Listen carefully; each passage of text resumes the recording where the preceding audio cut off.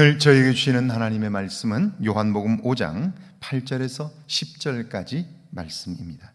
예수께서 이르시되 일어나 내 자리를 들고 걸어가라 하시니 그 사람이 곧 나와서 자리를 들고 걸어가니라.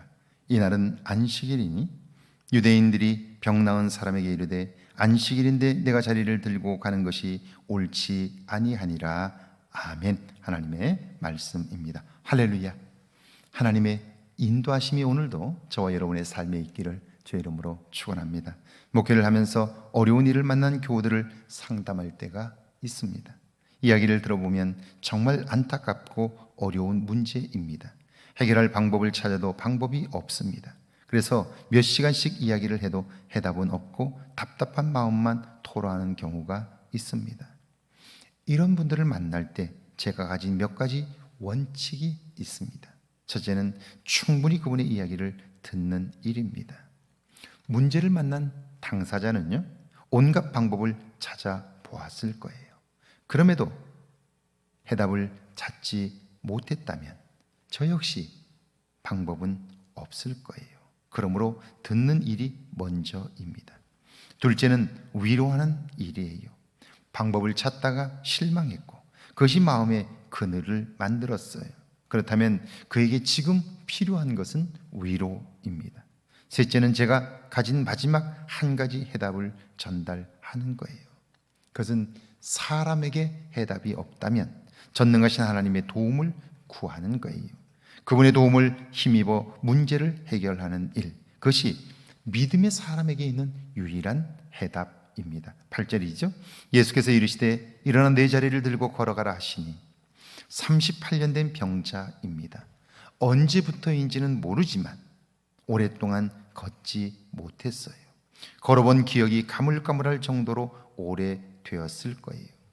얼마나 걷고 싶었을까요? 그래서 수차례 시도해 봤을 거예요. 그러나 그때마다 돌아온 것은 실망과 좌절입니다.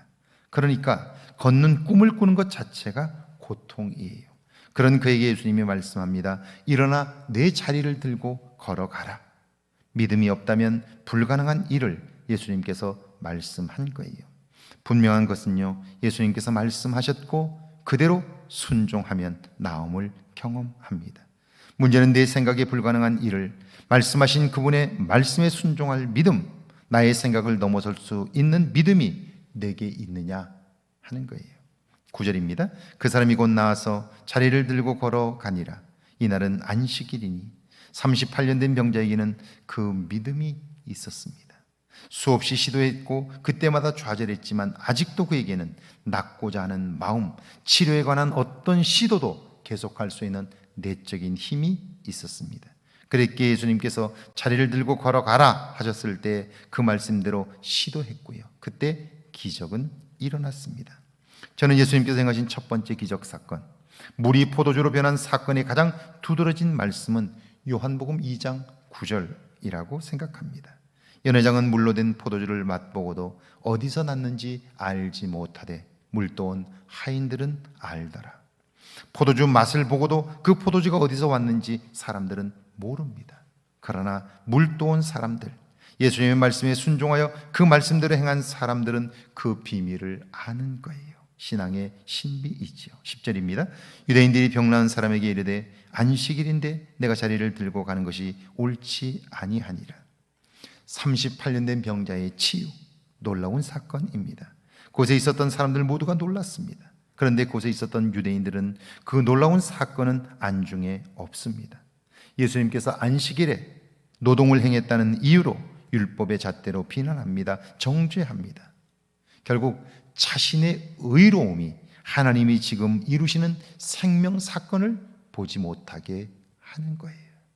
나의 편견, 잘못된 확신이 내 안에 자리 잡고 있으면 하나님이 지금 놀라운 일을 행하셔도 모두가 기뻐해도 기뻐하지 못해요.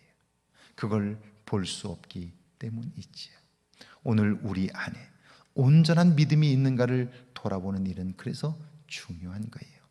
믿음으로 사는 복된 하루가 되기를 주의 이름으로 축원합니다. 함께 기도합니다. 나를 초월할 수 있는 믿음을 내게 해달라고요. 나의 의로움이 아닌 은혜로 내면을 채워 살게 해달라고요. 함께 기도합니다. 하나님 아버지, 은혜와 사랑을 감사합니다. 나를 초월할 수 있는 믿음을 내게도 주옵소서. 나의 의로움이 아닌 은혜로 내면을 채워 살게 하옵소서.